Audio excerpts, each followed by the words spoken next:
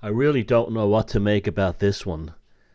As you know, from the beginning, I've been calling people who fall for all the incessant government and media propaganda cheeseheads. Right back to the beginning of Our Epic Voyage videos, I called them cheeseheads.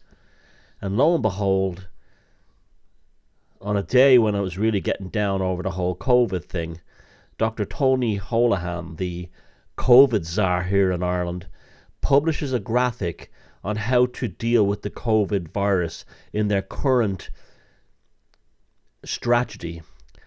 And what do they use as a model? Cheese.